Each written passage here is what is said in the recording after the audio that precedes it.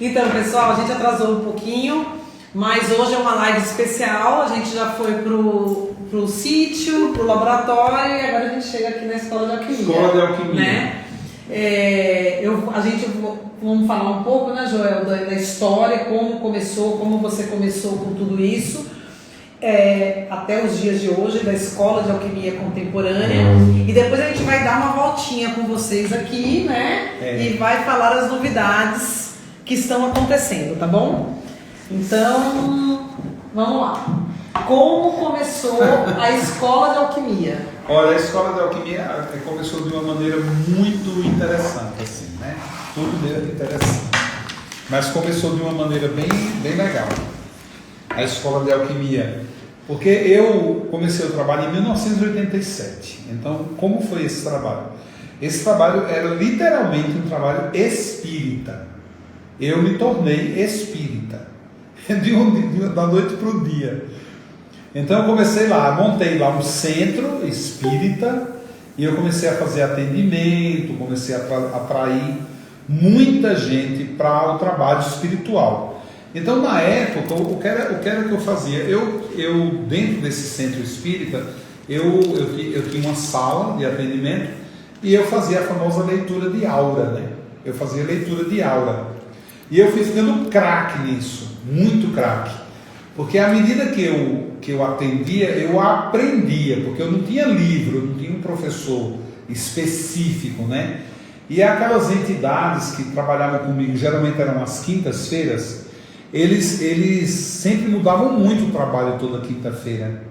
E sempre vinha muita novidade, muita coisa, era muita informação. Né, Joel? Eles falavam que você não podia ler não nada, podia ler, eu não conseguia.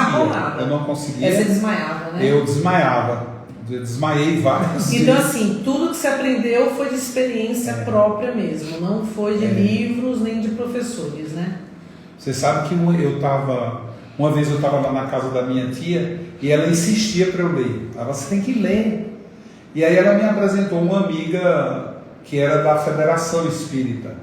E aí na hora que ela contou a história, e eu também contei muita história, que eu tinha passado no quarto, que eu tinha tido a experiência espiritual, a amiga espírita dela falou, não, você não pode fazer isso, porque você tem que ser averiguado. Aí eu falei, mas por que averiguado?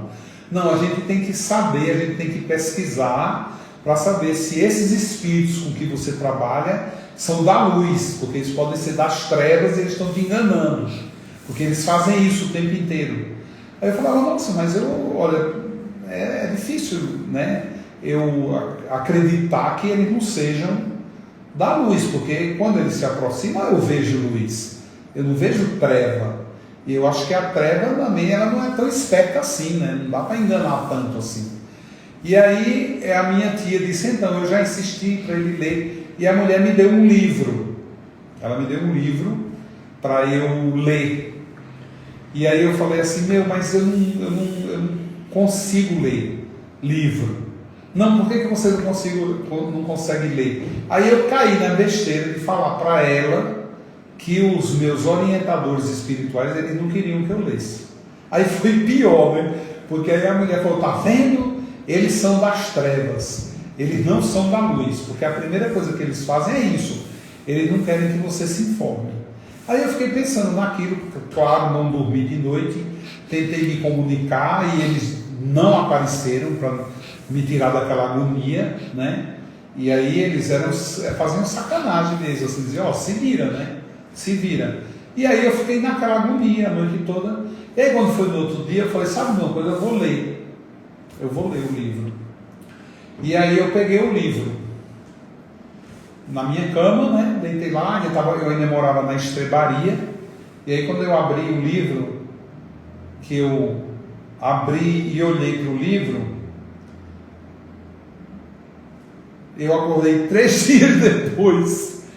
E eu fiquei 3 dias dormindo. 3.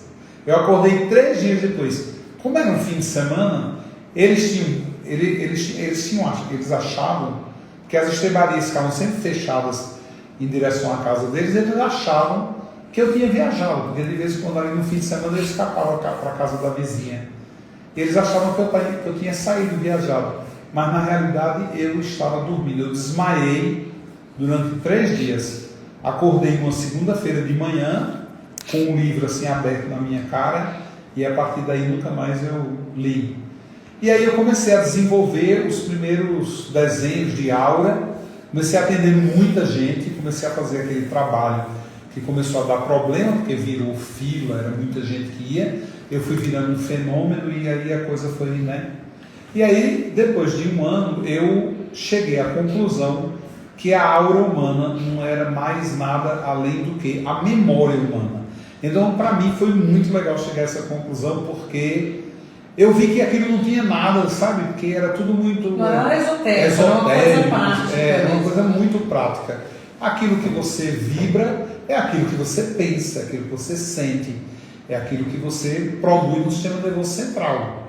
Então você produz luz no sistema nervoso central. E essa luz não se apaga, ela fica armazenada na sua periferia. Quando você precisa daquilo, aquilo vem e estimula o sistema novamente e vem aquilo que a gente chama de lembrança. Então, aura nada mais é do que a memória humana. E eu fiquei craque em fazer esse tipo de leitura. Então, quando foi 1 ano que eu descobri, eu fiz um álbum, está até perdido por aí, eu não acho esse álbum de jeito nenhum. Está com você? Então eu quero ele de volta. É um álbum que tem muitas leituras de aura, que é um documento muito legal, né? Porque foram as minhas primeiras conclusões a respeito daquilo que eu estava vendo. E aquilo era real. Então, onde nasceu a escola de alquimia? Nasceu depois dessa experiência. Porque você começou a dar palestra, né? Em 1989, completou 2 anos que eu tinha tido desenvolvimento. Um homem chegou e ele achou aquilo muito interessante. E ele era um cara que viajava muito para a Índia e ele tinha aprendido muito sobre chakras. 89, né, João? 31 anos, então. 89. 89, não é 90, eu falei? Eu errei. Não, 89, 1989. E aí esse cara falou: Joel, olha, eu aprendo muita coisa, mas eu nunca vi essa ideia. Nunca vi. Então essa ideia é muito interessante e para mim faz muito sentido. E eu gostaria muito que você apresentasse suas ideias a um grupo que eu vou reunir. Então, brasileiro, cara. Lá da Granja Viana ele. E aí ele foi o primeiro cara que organizou uma aula minha. Porque aí eu comecei a dar aula sobre, o nome da aula era Aura, a Memória Humana. E aí eu fiz uma coisa muito legal na época, que para mim era legal, mas não deu certo. Que era, todo mundo queria ver aura. E eu sabia que existia uma técnica para isso, de leitura de aura. Porque a aura é uma coisa muito interessante, né? As pessoas falam muito do terceiro olho. O terceiro olho, ele está exatamente aqui nessa direção, e é a glândula pineal. Os últimos estudos que fizeram a respeito da glândula pineal descobriram que ela é feita do mesmo tecido do olho, só que cristalino. Ela é cristalina, ela tem um cristal, ela é como um olho de mosca, ela tem milhões de ângulos, a glândula pineal. E o mais interessante, do lado da glândula pineal existe uma glândula lacrimal. Então ela produz, às vezes se você sente uma gota caindo no fundo da garganta, a gente sente, né? Não sente uma gota caindo no fundo da garganta? Só um minuto, aquilo não é catarro, tá? Aquilo pode ser a glândula lacrimal da glândula pineal. Então, como eu perdi os dentes em 1987, eu fui fazer a primeira panorâmica na minha boca, a primeira panorâmica que eu fiz naquela época, era uma sensação as panorâmicas, porque os dentistas não tinham aquilo, ela chegou naquela época. E eu fui fazer a tal da panorâmica, inclusive a dentista que me atendeu na época, ela que pagou, porque eu não tinha dinheiro para pagar. E ela falou: não, eu faço isso para você. E aí quando ela fez a minha panorâmica, eu estava todo banguelo na parte superior, que ela já queria experimentar uns implantezinhos, porque ela era aluna, inclusive, ela ia experimentar em mim, eu ia ser uma cobaia. E fui cobaia dela. Ela quando pegou a minha panorâmica, ela se assustou, porque ela viu que eu tinha uma glândula pineal muito grande. E aí ela perguntou se eu tinha dor de cabeça. Eu falei, nossa, eu morro de dor de cabeça. E aí veio o primeiro grande pavor da minha vida, que foi nesse momento quando ela disse, eu acho que você tem um câncer, um tumor de pineal. E assim, você tem que procurar médico, você tem que tratar isso, porque isso pode te matar. Hein? É um tumor de pineal. É raro, mas acontece.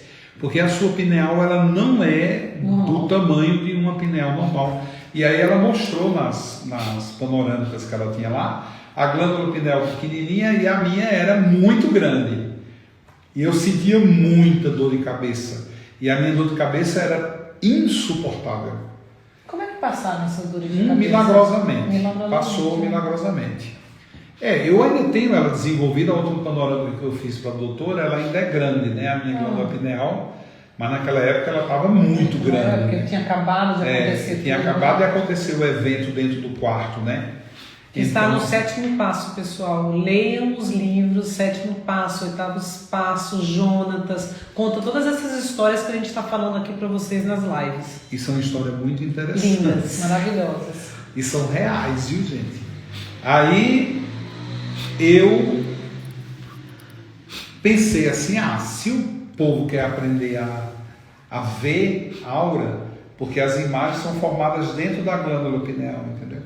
Então, por exemplo, assim, quando eu pisco o olho e me concentro lá, eu consigo ver sua aura, eu consigo ver a aura do Vinícius, eu consigo ver se tivesse algum bicho aqui, alguma planta, eu consigo ver assim, num piscar de olhos, que é onde a imagem se forma. Então é muito mais fácil você piscar o olho assim, e ver a imagem lá no interior da cabeça. Então eu era craque em fazer isso. Então a primeira coisa que eu pensei foi assim, vou ensinar as pessoas a terem a vidência. E aí esse grupo ficou, tudo doido, né? Disse, nossa, vamos aprender com um cara a ser vidente, porque aí todo mundo adora e todo mundo quer ser vidente, né? Mas quando vê um fantasma, corre, né, de medo. Aí o que aconteceu? Eu comecei a fazer exercício com as pessoas. Então eu fazia um grupo, eu dava aula, explicava o que seria sobre a aura, né, a memória humana, e que a gente tinha essas imagens formadas no interior da cabeça, na glândula pineal. Então eu comecei a inventar uma série de exercícios.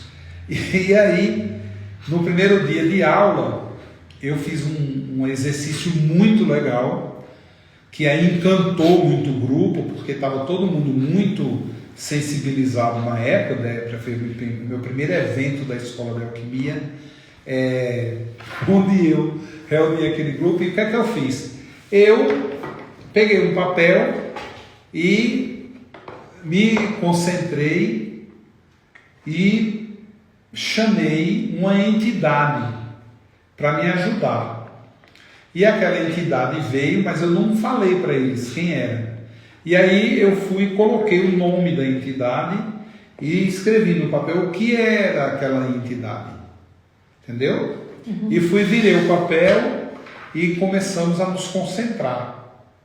Então, depois de alguns minutos, uma pessoa foi a Mara. A Mara Cíntia. A Mara Cíntia abriu o olho e falou, eu vi um índio. Nossa, já eu vi um índio. Apareceu um índio aí na minha frente. Aí eu falei, gente, vamos fazer o seguinte. Não necessariamente seja um índio.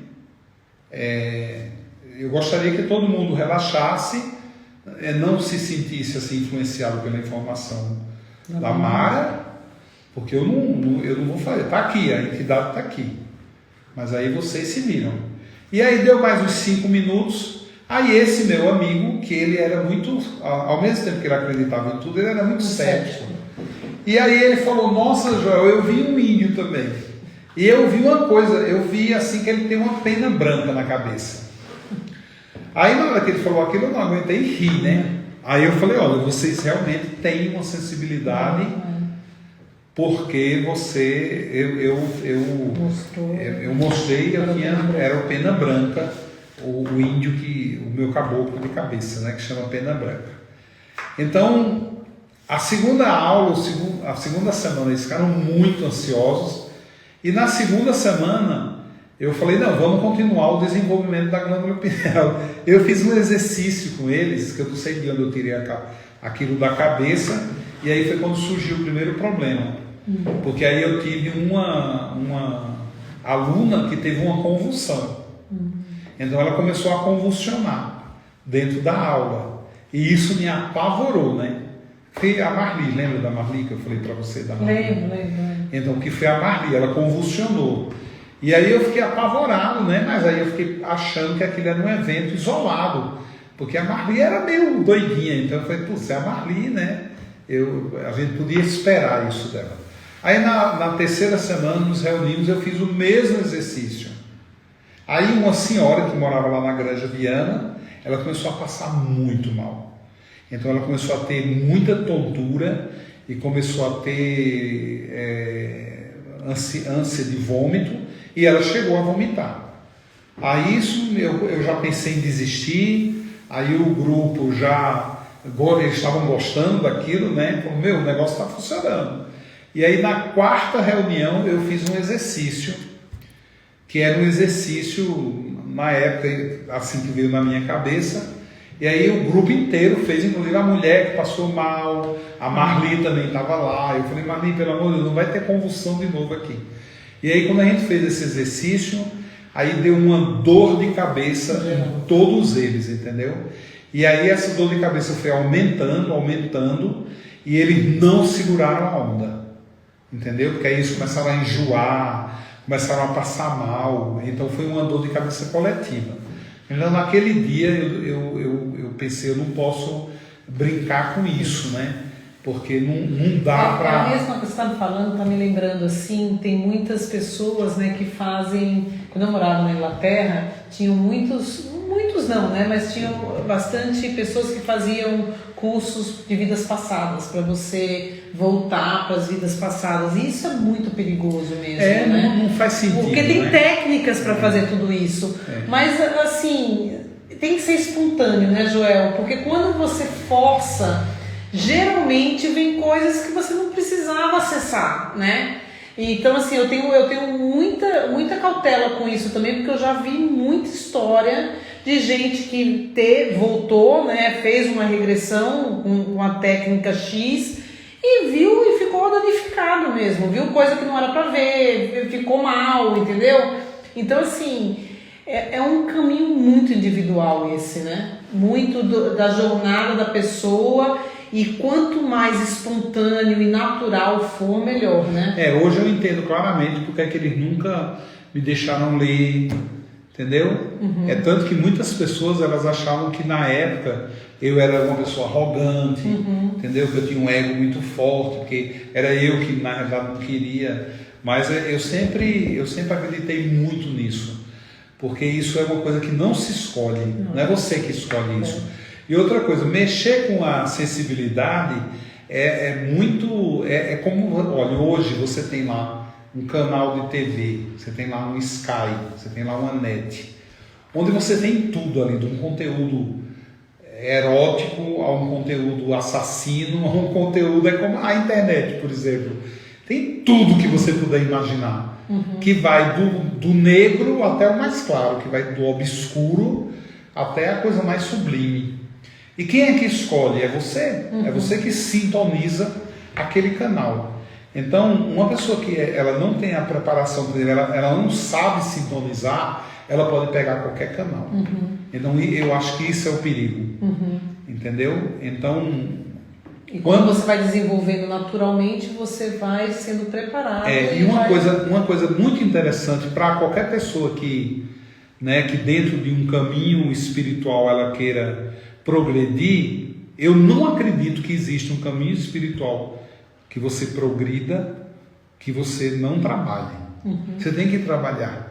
Então é aquela história que tem muito linda num mosteiro que tinha 2 monges, e um monge era muito estudioso, ele sabia tudo, e o outro monge, ele não sabia nada.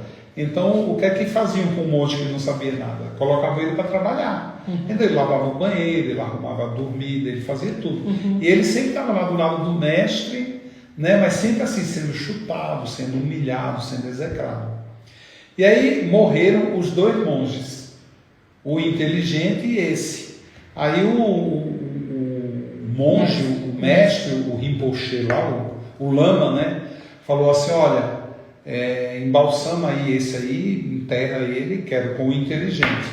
Agora aquele ali a gente vai prestar grandes homenagens. Então durante vários dias eles ficaram prestando homenagem àquele que era o burrinho e era o trabalhador.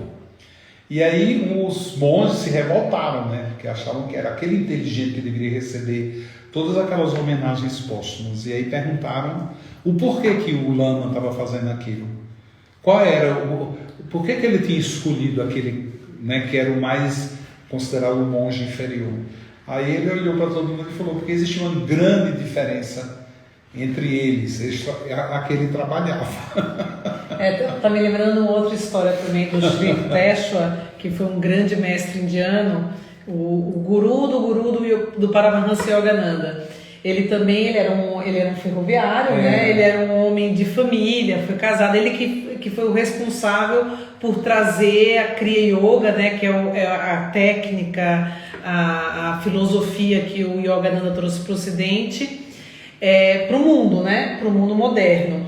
E ele também tinha 2 discípulos, que era assim, o mais avançado, era muito inteligente, era tudo.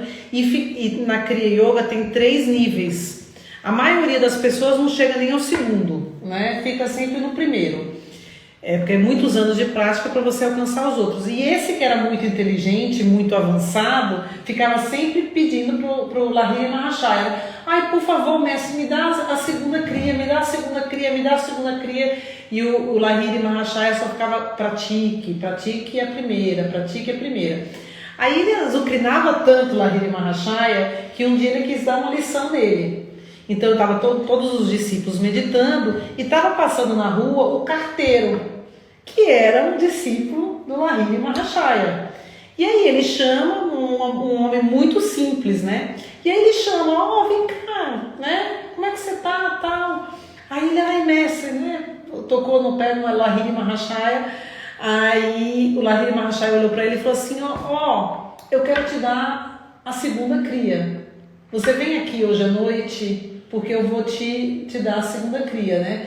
Aí ele vai, toca de novo o pé do Lahiri Mahashaya e fala: meu mestre, pelo amor de Deus, não, eu não vou aguentar, eu não aguento mais de tanto êxtase com a primeira, como é que eu posso suportar a segunda? Aí ele olha pro que sempre pede para ele, né?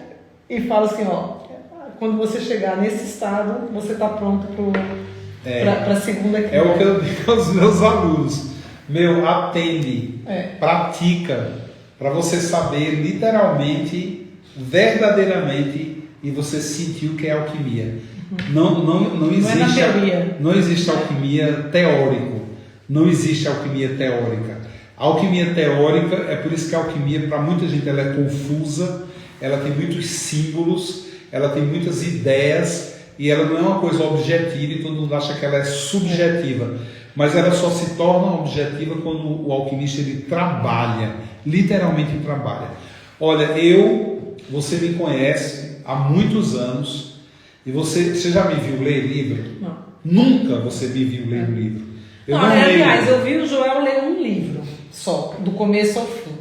O que eu vejo muito acontecendo com ele é o seguinte: ele pega, as pessoas entregam, né, mostram para você, falam para você de alguma coisa, você olha assim, aí, nossa, quantas vezes eu já vi você fazer isso, né? Aí você olha, vê sobre um assunto que você não... Nossa, que interessante, você até comenta, tal. No dia seguinte ele está dando palestra sobre o assunto. Então, porque literalmente. Eu pratico isso. Eu pratico. Olha, você vê, eu vou para o laboratório, as pessoas dizem: você é farmacêutico, você entende muito de alquimia. Eu digo: é porque eu pratico alquimia. Foi assim o caminho da escola. O caminho da escola da alquimia foi sempre assim. Então hoje, por exemplo, quando a gente tem o Vinícius aqui, que está o nosso cameraman, tem a como é o nome da carangueja? Mari. Tem a Mari também, que são os tutores da escola. Quando eles vieram para ser tutores da escola, eu falei para eles, vocês têm que trabalhar. Porque como é que vocês podem ensinar se vocês não atendem? Como é que vocês podem levar conhecimento sem a experiência?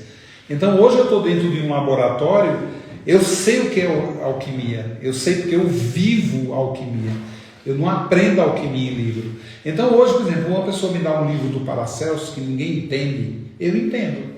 Porque quando eu começo a ler, aí eu vou vendo ali a minha mesa, eu vou vendo meus instrumentos, eu vou vendo as minhas atitudes dentro do laboratório, eu vou vendo as minhas crenças. Então para mim fica fácil ler o Paracelso. Não, e foi assim, né, Joel? Foi uma construção realmente da escola de alquimia, porque você tinha as inspirações, tinha o conhecimento e imediatamente você, até hoje é assim, né? Começa a colocar em prática. Coloca em prática na mesma hora, que causa até um problema pra gente, porque a gente não tem a velocidade organizacional para organizar, para dar conta. Então, assim, até hoje é assim, dessa maneira, né? Você começou lá, então você tinha o conhecimento, aí você fazia um curso, né? Porque a escola de alquimia, pessoal, era de final de semana. Eram cursos de final de semana que você dava. Você ia aprender, você ia, né, se inspirando, aprendendo e botando em prática. Inventando uma alquimia diferente. É a coisa muito legal de você atender.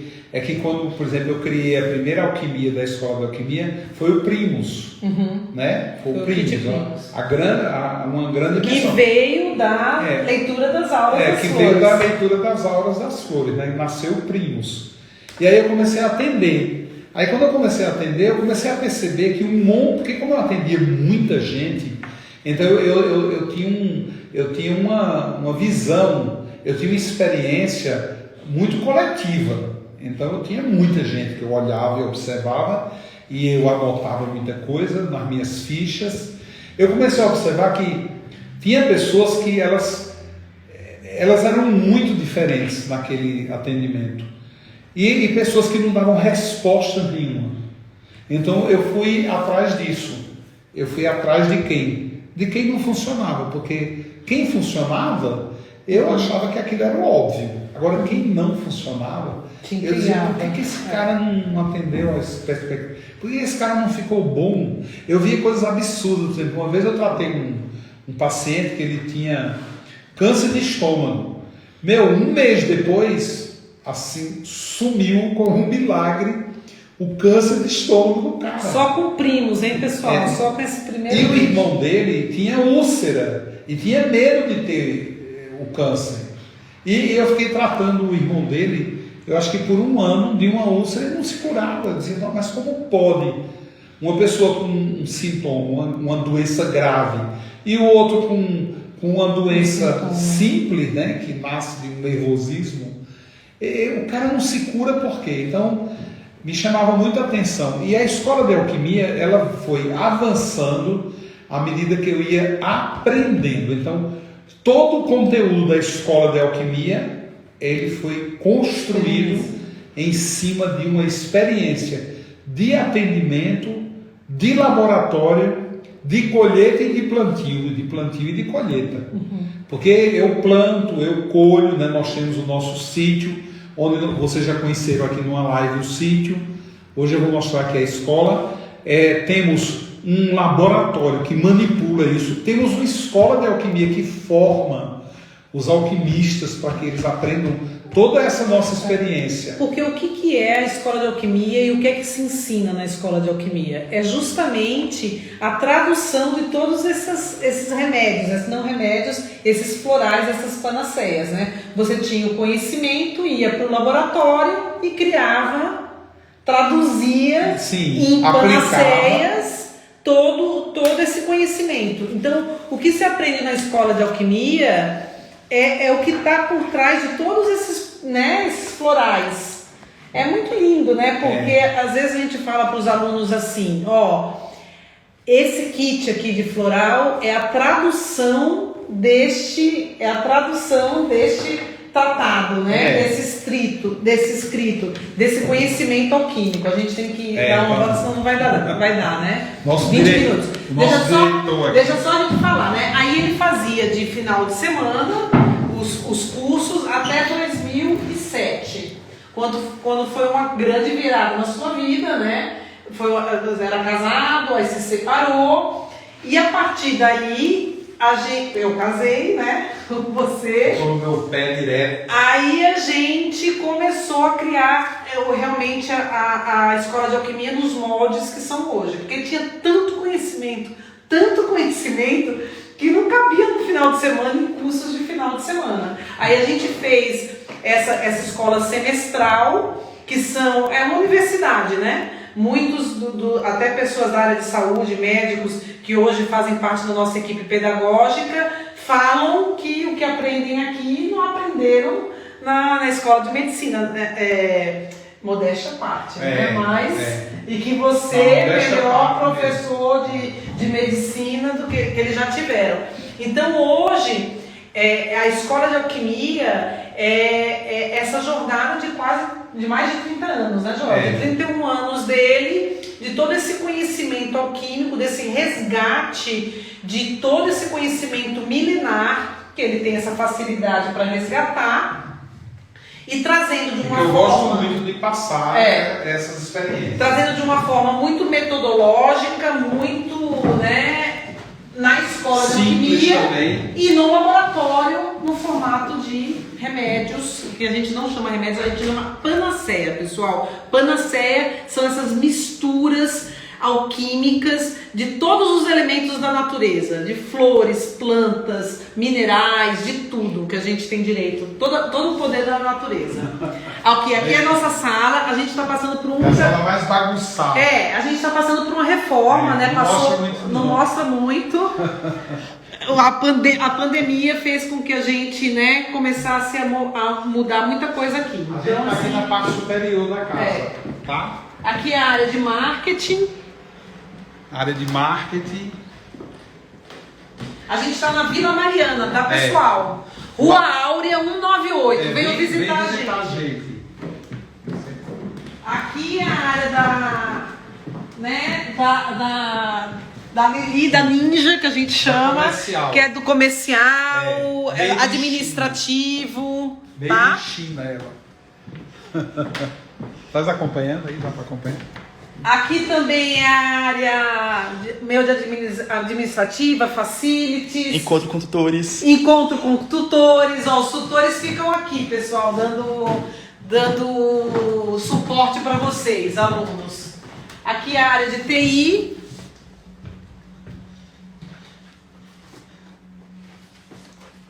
Certo? Tá uma bagunça. Tá uma bagunça. O Vinícius não tá mostrando a bagunça, tá, pessoal? Porque a gente, né, o tour. Vamos aqui pro andar. E a gente termina lá na loja, né? E a gente termina na loja com as novidades para vocês também.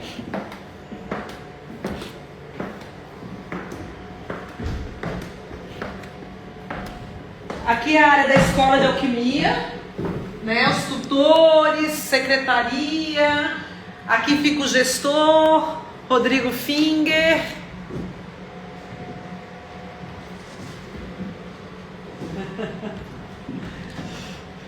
Você vai fazer um vem comigo? Vem comigo. Vem comigo. Aqui é a secretaria. Também. Vocês estão vendo que a escola é organizadíssima, né? A gente tem aqui um... Aqui a gente tem um corredor que depois a gente vai passar para lá, tá? Porque ali tá a nossa loja. Aqui é um café, um breakzinho, ó. Onde a gente faz... De doenças, né, metabólicas, não tá muito boa aqui. Também aqui também não vai estar, a gente nem vai descer, né? Também uma cozinha, onde... Hora das flores, mostra, Vini. Esse foi o começo do trabalho, né, Joel? Foi o meu primeiro estudo. As 99 flores, da onde se originam todos os produtos. Foi aí que nasceu a... E aqui nossa loja. Venham nos visitar aqui. A gente não vai lá fora, mas é bem bonita, é uma casa branca, bem gostosa, né? Porque tá escuro.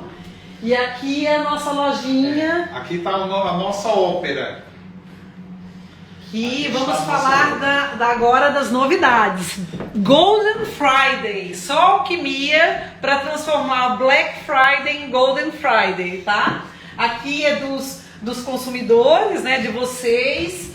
A linha cosmética, aproveitem para aprender, né, para experienciar aqui um pouquinho da alquimia, tá? Esse kit do floral astrológico, que assim é essencial para esse ano, certo? Os nossos compostos, os nossos glóbulos, muitos desses é para esse momento da pandemia. Então a gente... Nossos livros. Olha os livros, mostra os livros. Jonatas, maravilhoso. O tarô, o 8º passo, que é a história do Joel. Esse vai ser relançado agora. Esse vai ser relançado. Nesse tamanho, vai ficar bem legal. Então essa é a nossa escola e está acabando, né? Porque olha, senão vai cair. Peraí, só um minuto que eu tenho que falar uma novidade para os alquimistas. E há pedidos para os alquimistas só, pessoal, desculpem quem não é alquimista, quem não está na escola, né? Quem não fez a escola. A gente fez uma coisa especial e antecipou a Golden Friday, porque vocês pediram muito, muito, muito. E a gente começou na terça-feira, né?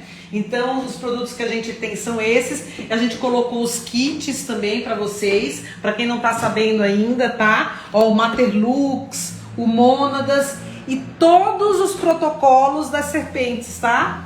Alquimistas de plantão, olha aí, ó, não percam essa oportunidade, tá? Então, de hoje até o dia 30, para os alquimistas e para os consumidores, nossa Golden Friday, a partir do dia 23, tá certo? E aí, quer falar mais alguma coisa, Joel? Não, gente, nós temos a Escola de Alquimia, nós temos o nosso laboratório alquímico, nós temos o nosso sítio Paz e Bem, e nós temos um propósito e uma missão que é produzir tudo isso aqui com muito amor, com muita garra, com muita fé, e a gente tem uma crença mesmo que a alquimia é um maravilhoso caminho de cura através do autoconhecimento, o despertar de uma consciência onde através da natureza a gente possa acordar para a verdade da vida. Então, vocês são todos nossos convidados sempre. Apareçam aqui na Escola de Alquimia, conheçam o nosso trabalho e possivelmente em janeiro, fevereiro, a gente vai lançar um curso que vai ser dado por mim, não é isso, integralmente, que é aquele curso gratuito que você vai oferecer, não é isso? Exatamente. E a gente vai fazer um trabalho muito legal. Muito legal para disseminar a alquimia. Para disseminar a alquimia. O nosso propósito é esse, alquimia para o mundo. Se você quer fazer o curso e você não quer seguir carreira, não quer ser alquimista, mas quer conhecer essa filosofia e você quer conhecer tudo em que a gente se baseia, os postulados alquímicos e os nossos queridos e amados alquimistas do passado, vocês façam então esse curso e podem apresentar pessoas para que essas pessoas aproveitem e a partir daí vocês podem escolher participar mais intimamente da Escola de Alquimia ou não. Exatamente. Tá certo? Acabamos o tempo aí, Vini? Tem um pouquinho mais. DALC, Escola de Alquimia Contemporânea. Trazendo para agora, para o mundo moderno, toda a ciência milenar da alquimia, né? Resgatando esse conhecimento milenar maravilhoso para a gente viver um mundo muito melhor, muito mais harmonioso, muito mais saudável, muito mais feliz. E vocês né? querem uma coisa muito legal, aqui para a gente encerrar, funciona. A alquimia literalmente funciona. Ela funciona. Isso aqui não é, sabe, qualquer coisa. E a arte de curar todos os males, né? Então, porque assim, é muito legal a alquimia. Eu sou sempre muito encantado, sempre estou muito feliz e movido por essa ideia, por esse espírito alquímico que eu acho que todo mundo tem que conhecer, pelo menos alguma parte desse espírito, para que possa despertar em você esse espírito da natureza alquímica, tá bom? Beijo. Beijo! Beijo! Tchau. Tchau, tchau! Obrigado, Vinícius.